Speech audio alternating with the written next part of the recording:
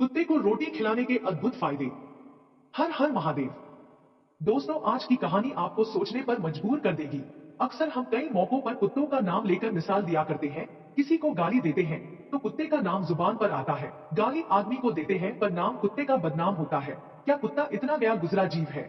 हमने उसे कभी खिलाने पिलाने के बारे में तो नहीं सोचा, चाहे कितने ही दिन से भूखा द्वार पर पड़ा हो। लेकिन हमें कभी उसका नाम इस्तेमाल करने में लज्जा नहीं आई। आपसे निवेदन है, 5 मिनट का समय निकालकर इस कहानी को जरूर सुन लेना, आपकी जिंदगी बदल जाएगी। नमस्कार दोस्तों, भक्ति विद अनि यूट्यूब चैनल में आपका दिल से स्वागत है। एक गांव में सुरेश नाम का लड़का रहता था। वह बहुत परेशान था। बस यही सोचता रहता था कि मैं पिछले जन्म में कौन सा पाप किया था जो अभी भुगतना पड़ रहा है। एक दिन उसे पता चला कि गांव से कुछ दूर एक महात्मा रहते हैं जो सबकी समस्या सुनते हैं। अगले दिन सुरेश उस महात्मा से मिलने के लिए निकल गया। वह पहुंचकर सुरेश ने देखा कि महात्मा अपने आश्रम में कुछ लोगों को उपदेश दे रहे थे।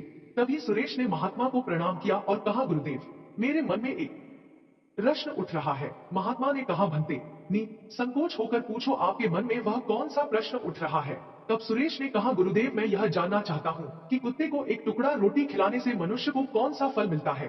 तभी महात्मा ने बताया, अगर मनुष्य कुत्ते को रोटी खिलाने के 8 फायदे जान जाए तो कभी दुखी नहीं होगा। भंते, कुत्ते को एक टुकड़ा रोटी खिलाने से मनुष्य को 8 फायदे होते हैं तथा जो भी मनुष्य इन फायदों के बारे में जान जाता है उसका जीवन धन्य हो जाता है और उसको जीवन में कभी दुखों का सामना नहीं करना पड़ता है। जो भी मनुष्य पृथ्वी लोक पर कुत्ते को एक टुकड़ा रोटी खिलाता है उसे 8 फायदे होते हैं और वह जीवन भर सुखी रहता है और उसे मृत्यु के बाद मोक्ष की प्राप्ति होती है। महात्मा ने कहा, भंते, तुम्हें एक कहानी सुनाता हूँ, ध्यान से सुनना, फिर तुम्हें सब पता चल जाएगा। एक समय की बात है, एक काले रंग का कुत्ता था। वह बहुत ही लाचार था और भूखा प्यासा था। वह गांव में सभी के घर घर जाता था, परंतु उसे कोई भी व्यक्ति रोटी का एक टुकड़ा भी नहीं देता था। वह भूख के मारे इधर उधर घूमता रहता। एक दिन वह गांव के बाहर नदी के किनारे एक ऋषि के आश्रम पर पहुंच गया और ऋषि से कहने लगा, है मुनिवर, मुझे लगता है आप बहुत ही विद्वान तथा ज्ञानी है, इसीलिए मैं भूखा प्यासा आपके पास आया हूँ। कृपा करके आप मुझे एक टुकड़ा रोटी का दे दीजिए जिसे मैं खाकर अपनी भूख को शांत कर लूं। तभी वह ऋषि कहते हैं, हे स्वान, क्या तुम्हें गांव में एक टुकड़ा रोटी का किसी ने नहीं दिया जिसे तुम खाकर अपनी भूख मिटा सको? वह कुत्ता ऋषि से कहता है, हे मुनिवर, मैं आपको क्या बताऊं, आप मेरी बातों पर विश्वास नहीं करोगे। तभी वह ऋषि कहते हैं, स्वान, बताओ, तुम्हारी बातों पर मैं विश्वास अवश्य करूंगा, मुझे तुम बहुत ही लाचार दिखाई पड़ते हो। तभी वह कुत्ता कहता है, ठीक है मुनिवर, मैं आपको अपनी बीती बताता हूँ।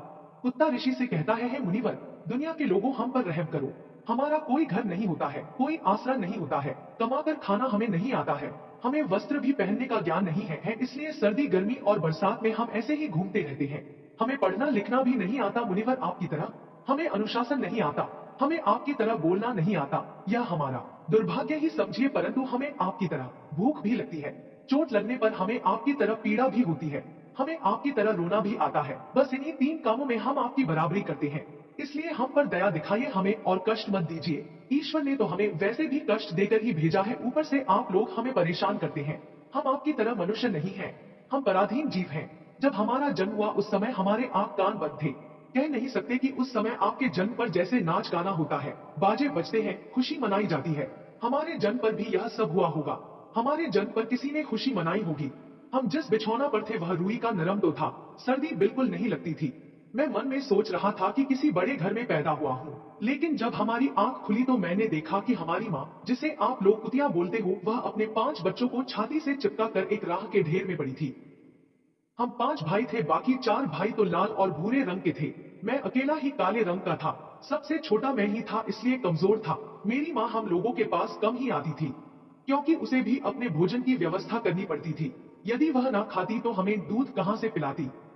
उस एक माँ पर हम 5 भाई निर्भर थे। वह बेचारी अपने भोजन के लिए इधर उधर दौड़ती रहती थी। कभी भोजन मिल भी जाता था, कभी नहीं भी मिलता था, लेकिन वह हमेशा हम पांचों का बड़ा ख्याल रखती थी। आखिर वह हमारी माँ थी। वह रात भर जाग कर गांव की रखवाली करती थी। किसी की मजाल नहीं थी कि कोई अनजाना आदमी बुरी नियत से गांव की तरफ भी झांक जाए। दूसरे गांव के कुत्ते भी हमारी माँ के डर से गांव में नहीं आते थे। गांव के किसी किसान के खेत में कोई जानवर खड़ी फसल खाने आते तो हमारी माँ उसे दौड़कर भगा देती। गांव वालों के लिए इतना सब करने के बाद भी कोई मनुष्य तो हमारी माँ को भोजन तक नहीं देता था। भोजन के लिए हमारी माँ को मजबूर होकर छीना झपटी करनी पड़ती थी। कई बार तो लोग उसे लाठी डंडों से पीट पीट कर भगा देते थे। बेचारी उस दिन भूखी प्यासी रहकर पेट की आग से जलती रहती थी। वह कहता है, हे मुनिवर, आखिर भूख तो हमें आपकी ही तरह लगती है, ऊपर से उसे अपने 5 बच्चों की चिंता भी लगी रहती थी। आखिर माँ जो थी, भूख उसे चैन से बैठने नहीं देती थी और गांव वालों का भी उसे देखकर हृदय नहीं पसीजता था। तो बेबस होकर उन लोगों के घरों में वह चोरी से घूस पड़ती थी और खाने की कोई चीज मिल जाती तो उसे खाकर अपने पेट की आग बुझा लेती थी। कई बार तो लोग उसे खाने की वस्तु ले जाते हुए देखते तो लाठी डंडे लेकर उसके पीछे पड़ जाते। कुछ निर्दय लोग तो कई बार उसे घर के अंदर बंद करके पीटते थे, हमारी माँ का बुरा हाल कर देते थे। फिर वह कुत्ता ऋषि से कहता है, हे मुनिवर, हमारी माँ ने क्या बिगाड़ा था? उसने सिर्फ अपने पेट के लिए भोजन ही तो चुराया था। चोरी करने का हमें कोई शौक नहीं है, पर पापी पेट हमें यह सब करने के लिए मजबूर कर देता है। एक दिन की बात है, बड़ी जोरदार बरसात हो रही थी, ओले पड़े थे, ठंडी हवा चल रही थी। उस ठंड में ठिठुर कर हमारे 3 भाई मर गए। उस दिन हमारी माँ बहुत रोई थी, लेकिन मनुष्य हमारी पीड़ा को नहीं समझा, क्योंकि उसके बच्चे थोड़े ही मरे थे। फिर वह कुत्ता कहता है, हे मुनिवर, अब हम सिर्फ 2 भाई रह गए थे। हमारी माँ हम दोनों की अच्छे से देखभाल करने लगी। फिर एक दिन उसी गांव में एक सेठ के घर पर दावत चल रही थी और अनेक प्रकार की मिठाइयां बन रही थी। सेठ जी के घर काफी मेहमान आए हुए थे। हमारी माँ कुछ खाने की तलाश में बार बार उधर जाती, लेकिन लोग उसे दुत्कार कर भगा देते थे। किसी को उस पर इतना भी तरस नहीं आया कि एक रोटी उस बेचारी को खाने को फेंक दे। एक रोटी से उनका क्या बिगड़ जाता। मेरी माँ बार बार जाती और वहीं खड़ी खड़ी देखती रहती थी। सेठ जी के आंगन में दावत खाने का सिलसिला चालू हुआ। भोजन परोसा जाने लगा। मेरी माँ भी वहीं जाकर पूछ हिलाने लगी। खाना परोसने वाला आदमी जब किसी काम से भीतर गया तो मेरी माँ दबे पांव रोटी लेने को चल पड़ी। फिर दूसरे आदमी ने मेरी माँ को जाते हुए देख लिया तो चारों ओर से लोग चिल्ला चिल्लाकर उसकी तरफ भागे। मेरी माँ उनकी चीख सुनकर घबरा गई। 2-3 आदमी लाठी लेकर उसके पीछे बड़े बेरहमी से दौड़े। मेरी माँ वहां से घबराकर भागने लगी, परंतु उसे वहां से निकलने का कोई रास्ता नहीं मिला, क्योंकि सामने से लोग लाठी डंडे लेकर आ रहे थे। तभी मेरी माँ वहां पर जो लोग भोजन कर रहे थे उनको लांग कर निकल गई। आगे वह कुत्ता कहता है, हे मुनिवर, मेरी माँ अपने निकलने पर इतनी हैरान नहीं थी जितनी कि उन लोगों को देखकर हुई थी। जो वहां पर दावत खा रहे थे वह सब उठकर खड़े हो गए। उन्होंने भोजन करना छोड़ दिया और कहने लगे कि कुतिया के लांग जाने के कारण भोजन भ्रष्ट हो गया है। सब एक दूसरे से विचार विमर्श कर रहे थे कि अब क्या किया जाए, खाना तो सब खराब हो गया है। फिर सेठ जी फूट फूट कर रोने लगे। कुछ लोग तो यह भी कह रहे थे कि भाई कुतिया के लांगने से भोजन खराब कैसे हो गया? उसने खाने में या पत्रों में मुंह थोड़ी डाला है, सिर्फ ऊपर से लांग कर ही तो गई है। और कहने लगे, शहरों में तो लोग कुत्ते को पालकर घर के अंदर सुलाते भी हैं और खिलाते भी हैं, तो इसमें कोई बुरी बात नहीं है। अगर कुतिया लांग कर गई है तो भोजन खराब नहीं हुआ है। लेकिन उनमें से कुछ लोग बड़े घरों से ताल्लुक रखते थे, उन्होंने एक भी नहीं चलने दी। कह रहे थे कि भोजन तो भ्रष्ट हो गया है, यह हमारे खाने के लायक नहीं है। आखिरकार उन्हीं की बात मानी गई।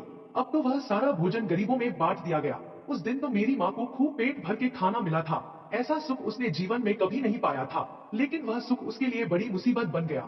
वह भोजन करके वहां आराम से लेटी ही थी, उतने में वह सेठ डंडा लेकर वहां आ पहुंचा और उसे बुरी तरह से पीटने लगा। उसे वहां से भागने का भी कोई अवसर नहीं मिल पाया। डंडों की चोट से वह बुरी तरह से चिल्लाने लगी। माँ का विलाप सुनकर पत्थर भी पिघल जाता है, पर उस निर्दय को उस पर जरा भी रहम नहीं आया। वह उसे कठोरता पूर्वक पीटता रहा। माँ का वह शोर पूरे गांव में सुनाई दे रहा था। तब कुछ लोग आए और उसे समझाते हुए बोले, सेठ जी जाने दो, भूख में तो आदमी की भी बुद्धि भ्रष्ट हो जाती है। यह तो एक पशु है, इसे अच्छे बुरे का क्या ज्ञान? अब इसे मारकर आपको क्या मिलेगा? जो होना था सो हो गया। लोगों के समझाने के बाद उसने हमारी माँ को पीटना बंद किया। फिर बड़ी मुश्किल हालात में वह हमारे पास आई। माँ ने आकर सारी कहानी हम दोनों भाइयों को सुनाई।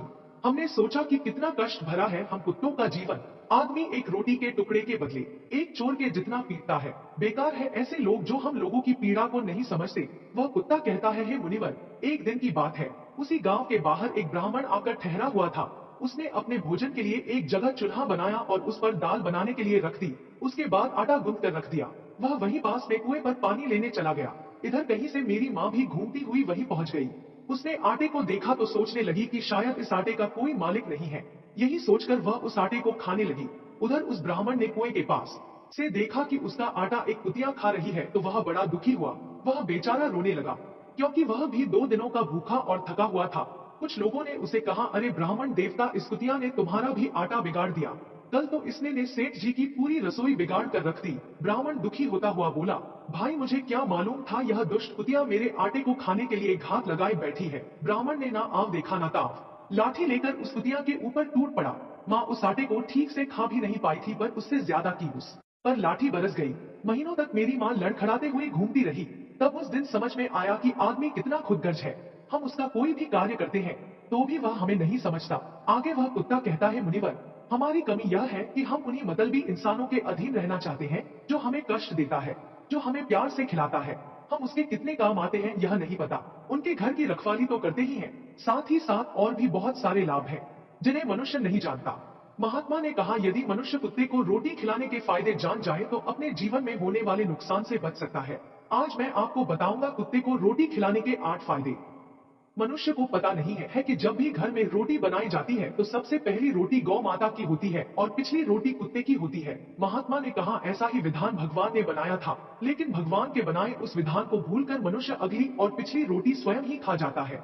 इसका दुष्प्रभाव उसके जीवन पर पड़ता है। कुत्ता वह प्राणी है जिसको रोटी खिलाने से मनुष्य के जीवन में पड़ने वाले ग्रहों के दोष भी दूर हो जाते हैं। महात्मा ने कहा, कुत्ते को रोटी खिलाने का पहला फायदा, कुत्ते को रोटी खिलाने से शनि का नकारात्मक प्रभाव कम हो जाता है। शनि ग्रह जब अपनी कुदृष्टि डालता है तो हर मनुष्य बर्बाद हो जाता है। जिस व्यक्ति पर उनकी महादशा का आरंभ हो जाता है तो बने बनाए काम अपने आप बिगड़ने लगते हैं और वह मनुष्य आर्थिक तंगी का शिकार हो जाता है। उस स्थिति में व्यक्ति यदि कुत्ते को रोटी खिलाता है तो उस पर शनि का दुष्प्रभाव बहुत ही कम हो जाता है। कुत्ते को रोटी खिलाने का दूसरा फायदा, कुत्ते को रोटी खिलाने से भाग्य आपके पक्ष में हो जाता है। आपके घर के अंदर नकारात्मक शक्ति नष्ट हो जाती है। कुत्ते को रोटी खिलाने का तीसरा फायदा, कुत्ते को रोटी खिलाने से माता लक्ष्मी प्रसन्न हो जाती है और आपके घर में धन दौलत की कभी कमी नहीं रहती है। कुत्ते को रोटी खिलाने का चौथा फायदा, कुत्ते को रोटी खिलाने से आपके ऊपर कर्ज नहीं चढ़ता और जो पहले से आप कर्जदार हैं उससे भी मुक्ति मिल जाती है। कुत्ते को रोटी खिलाने का पांचवा फायदा, कुत्ते को सुबह शाम भोजन देने से आपका व्यापार बहुत अच्छे से चलता है। कुत्ते को रोटी खिलाने का छठा फायदा, कुत्ते को रोटी देने से आपकी आयु में वृद्धि होती है और अटका हुआ धन वापस मिल जाता है। कुत्ते को रोटी खिलाने का सातवां फायदा, कुत्ते को रोटी देने से हमेशा आपका स्वास्थ्य अच्छा बना रहता है और मानसिक रूप से आप मजबूत रहते हैं। आपका मन हमेशा ऊर्जावान रहता है, अच्छे विचार आपके मन के अंदर आते हैं। कुत्ते को रोटी खिलाने का आठवां फायदा, कुत्ते को रोटी खिलाने से भगवान प्रसन्न रहते हैं, क्योंकि भगवान को समस्त जीवों की चिंता रहती है और जो समस्त जीवों पर दया दिखाता है भगवान भी उस मनुष्य से हमेशा प्रसन्न रखते हैं। भगवान की कृपा सदैव उस परिवार पर बनी रहती है। आपने अपने बूढ़े बड़ों से सुना होगा, कहते हैं कि जब कुत्ता रोता है तो अपशगुन होता है, कोई संकट आता है, किसी की मृत्यु होती है, इसलिए कुत्ते को कभी रुलाना नहीं चाहिए। इस प्रकार से महात्मा ने सुरेश को कुत्ते को रोटी खिलाने के 8 फायदे बताए और जो भी मनुष्य कुत्ते को रोटी खिलाता है तो उसे इन 8 फायदों का फल प्राप्त होता है। तो दोस्तों, कैसी लगी आपको यह कहानी, आप हमें कमेंट सेक्शन में जरूर बताना और अच्छी लगी हो तो इस वीडियो को ज्यादा से ज्यादा शेयर करें और इस चैनल को सब्सक्राइब जरूर करें। धन्यवाद।